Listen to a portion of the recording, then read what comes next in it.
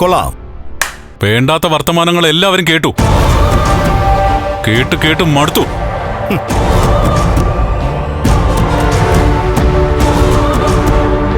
സ്വന്തം കുഞ്ഞിന്റെ അച്ഛൻ മറ്റുള്ളവരാണെന്ന് പറയുമ്പോ അത് കേട്ട് നിൽക്കേണ്ടി വരുന്ന കുഞ്ഞിന്റെ അച്ഛന്റെ ഗതികേടുണ്ടല്ലോ, അത് പറഞ്ഞാൽ തീരില്ല.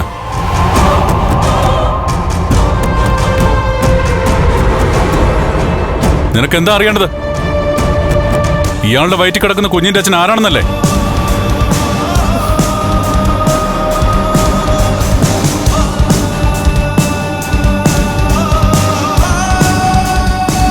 അത് ഞാനാടാ.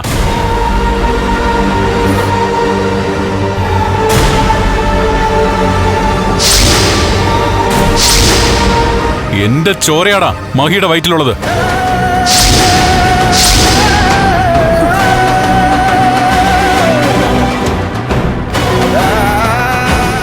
മറ്റുള്ളവരെ കബളിപ്പിക്കാൻ വേണ്ടി ഇയാള് കള്ളം പറയുക.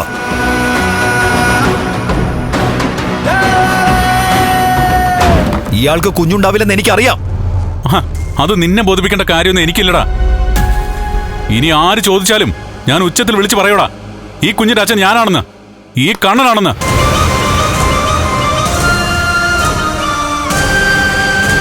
നിങ്ങളും ഇവരും തമ്മിൽ ഒരകൽച്ചയില്ലാന്ന് ഞാൻ മനസ്സിലാക്കിയതാ.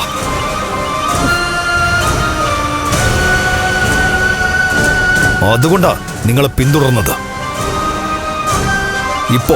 ഇന്ന് ഈ വിഷുവായിട്ട് നിങ്ങളിവിടെ വരുമെന്നും ഇവിടെ നടക്കുന്ന എല്ലാ ആഘോഷങ്ങൾക്കും പങ്കുകൊള്ളുമെന്നും എനിക്കറിയായിരുന്നു.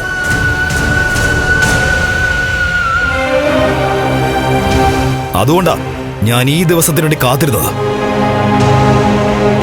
ഞാൻ ചിന്തിച്ചതുപോലെ കാര്യങ്ങളൊക്കെ നടന്നു. പക്ഷേ ഇപ്പൊ താൻ പറഞ്ഞില്ലേ, അത് 100% കള്ള. ഇവരുടെ വയറ്റിൽ കിടക്കുന്ന കുഞ്ഞിന്റെ അച്ഛൻ ഒരിക്കലും നിങ്ങളല്ല.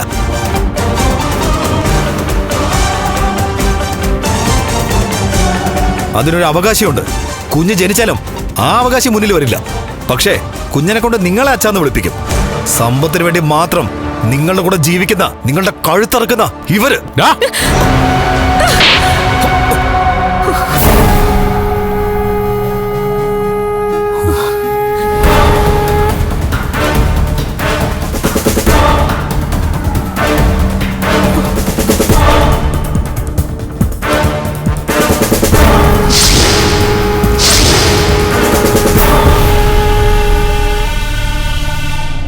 ഞാൻ ചെയ്യേണ്ടതാ ഇയാളിപ്പോ ചെയ്തത്.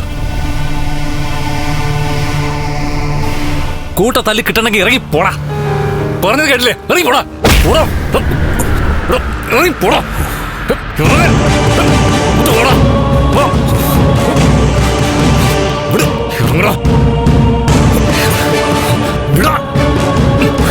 ഇറങ്ങി പോടാ.